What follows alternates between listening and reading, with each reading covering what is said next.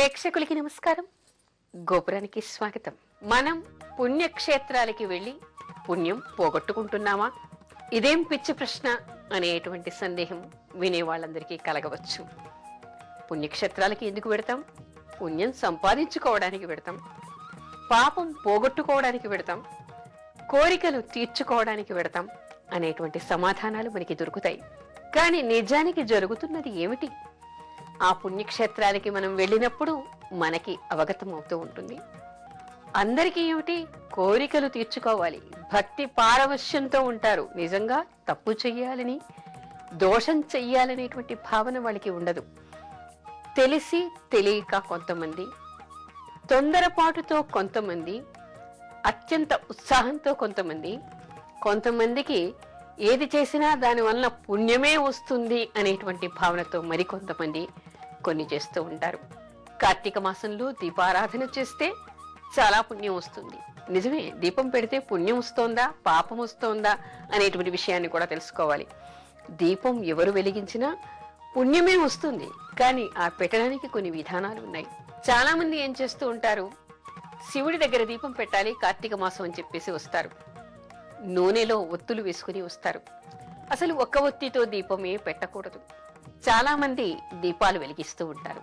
చాలా పెద్ద డబ్బాలో నెయ్యి కానీ నూనె కానీ వేసి ఒత్తులన్నీ కూడా తడిపి తీసుకొస్తూ ఉంటారు. ఒక్కో ఒత్తి ఒక్కో దేవుడి దగ్గర వెలిగిస్తూ ఉంటారు. శివలింగం దగ్గరికి వచ్చేసరికి అక్కడ ఎక్కడ పెట్టాలో తెలియదు. అసలు దీపారాధన ఏ విధంగా చేయాలి? ఒక్క ఒత్తితో దీపారాధన చేయకూడదు. దీపాన్ని నేల మీద పెట్టకూడదు. ఒక ప్రమిద కానీ, కనీసం ఒక కొబ్బరి చిప్ప కానీ, లేదా మట్టితో చేసింది ఏదైనా ఒక ప్రమిద దానికి ఆధారంగా ఉండాలి. ప్రమిద లేకుండా దీపాన్ని పెట్టకూడదు. కానీ చాలా మంది ఏం చేస్తారు, ప్రమిదలు వాడి దగ్గర ఉండవు.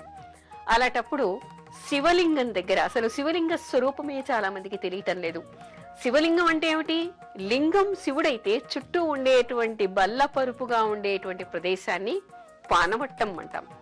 ఆ పానవట్టం పార్వతీ స్వరూపం. అంటే శివ పార్వతులు ఐక్యమై ఉన్నటువంటిది శివలింగం. ఆ పానవట్టం మీద దీపాన్ని వెలిగించేస్తూ ఉంటారు. అంటే పార్వతీదేవి తల మీద దీపాన్ని పెట్టడం అని అర్థం. అలా దీపారాధన చేయటం వలన మనకి పుణ్యం రాదు కదా, దోషం వస్తుంది.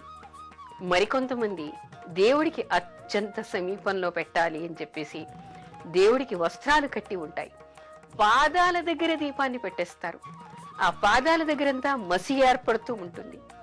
నిజానికి అంత దగ్గరగా పెట్టాల్సినటువంటి అవసరం లేదు. దేవుడికి దీపారాధన చేస్తున్నామా, లేక అక్కడ ఉన్నటువంటి విగ్రహాలకి మసి పూసేస్తున్నామా మనం అనేటువంటి ఇంగిత జ్ఞానం ఉండాలి. మరికొంతమంది ప్రబుద్ధులు ఏం చేస్తారు, దేవుడి దగ్గర దీపం పెట్టాలి. కొన్ని దేవాలయాల్లో సెక్యూరిటీ పర్పస్ కోసం కానీ, లేదా మరే ఇతర కారణాల వల్ల కానీ అక్కడ దీపారాధన చేయకూడదు అనేటువంటి నిబంధనలు ఉంటాయి. అయినా దాన్ని అధిగమించి దేవాలయానికి వచ్చాం కదా, శివుడికి ఎదురుగా దీపం పెట్టాలి, అందుకని దీపారాధన చేస్తూ ఉంటారు. ఆ నందీశ్వరుడి పాదాల మీదే దీపాలు పెట్టేస్తూ ఉంటారు. ఎందుకంటే నందీశ్వరుడి పాదాల మధ్యలో కింద గంట కింద శివలింగంగా మనకి కనిపిస్తూ ఉంటుంది. ఆ శివలింగానికి దీపారాధన చేయాలని నంది పాదాల మీద ఏకంగా దీపాన్ని పెట్టేస్తూ ఉంటారు. అది మహాదోషం అని గమనించాలి.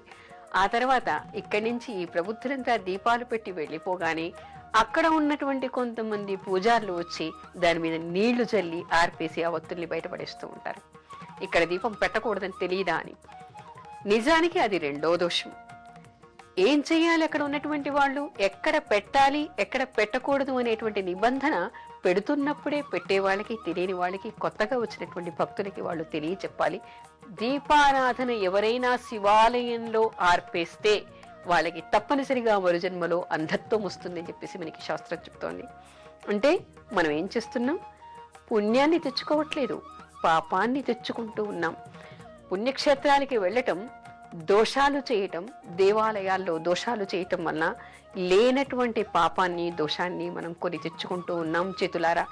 ఈ విషయాన్ని గమనించాలి చాలా మంది. ఆ తర్వాత దేవాలయానికి వెడతారు. అక్కడ ఏం చెయ్యాలి, ఏం చేయకూడదు అనేటువంటి నిబంధనలు వీళ్ళకి తెలియవు. పుణ్యక్షేత్రాల్లో ఏం చెయ్యాలి, పుణ్యక్షేత్రాల్లో ఏం చేయకూడదు అనేటువంటి నిబంధనలు కూడా తెలుసుకోవాలి.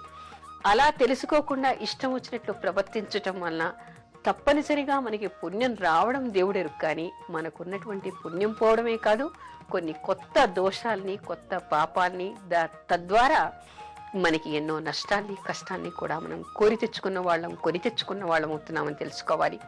అందుకని దేవాలయాలకు వెళ్ళినప్పుడు, దీపారాధన చేసినప్పుడు అక్కడ మనం చాలా జాగ్రత్తగా ఉండాలి. మరికొంతమంది ఏం చేస్తూ ఉంటారు, దీపారాధన ప్రతి చోట చెయ్యాలి, కానీ నీళ్లు, అభిషేక ప్రియుడు శివుడు, అలంకార ప్రియుడు విష్ణుమూర్తి. అయితే కొన్ని క్షేత్రాల్లో, శివాలయాల్లో విష్ణు విగ్రహాలు కూడా ఉంటాయి. విష్ణుమూర్తి అలంకార ప్రియుడు, అలంకారం ఆయనకి చాలా ఇష్టం. అలా అలంకారం చేసిన తర్వాత అక్కడ ఉన్నటువంటి పండితులంతా కూడా, పురోహితులంతా కూడా విగ్రహాల్ని కడిగి చక్కని అలంకరణ చేసి వస్త్రాలు కట్టి ఉంచుతారు లక్ష్మీనారాయణుల విగ్రహాల్ని. ఈ వచ్చినటువంటి భక్తాదులంతా ఏం చేస్తారు, శివుడి మీద కాసిన నీళ్లు, విష్ణుమూర్తి మీద కూడా కాసిన నీళ్లు చల్లేసి వెళ్ళిపోతారు. సాయంత్రం అయ్యేసరికి చాలా మంది అలా నీళ్లు పోసి విగ్రహానికి ఉన్నటువంటి బట్టలన్నీ తడిసిపోయి ఉంటాయి. కొంతమంది పసుపు కుంకుమాలు చల్లుతూ ఉంటారు, కొంతమంది పూలు చల్లేస్తూ ఉంటారు. అక్కడంతా కూడా అసభ్యంగా ఆ ప్రదేశం తయారవుతుంది. అది విష్ణుమూర్తికి ససేమిరా ఇష్టం ఉండదు. ఆయన అలంకార ప్రియుడు అనేటువంటి విషయాన్ని తెలుసుకోవాలి. ఎవరైనా సరే క్షేత్రాలకు వెళ్ళినప్పుడు, పుణ్యక్షేత్రాలకు వెళ్ళినప్పుడు ఎక్కడ దీపారాధన చెయ్యాలి, ఎక్కడ అలంకారం చెయ్యాలి, ఎక్కడ అభిషేకం చెయ్యాలి, ఎక్కడ నైవేద్యం చెయ్యాలి అనేటువంటి విషయాన్ని గమనించి అవి చేయటం వలన కొత్త దోషాల్ని తెచ్చుకోకుండా వాళ్ళని వాళ్ళు కాపాడుకున్న వాళ్ళు అవుతారు.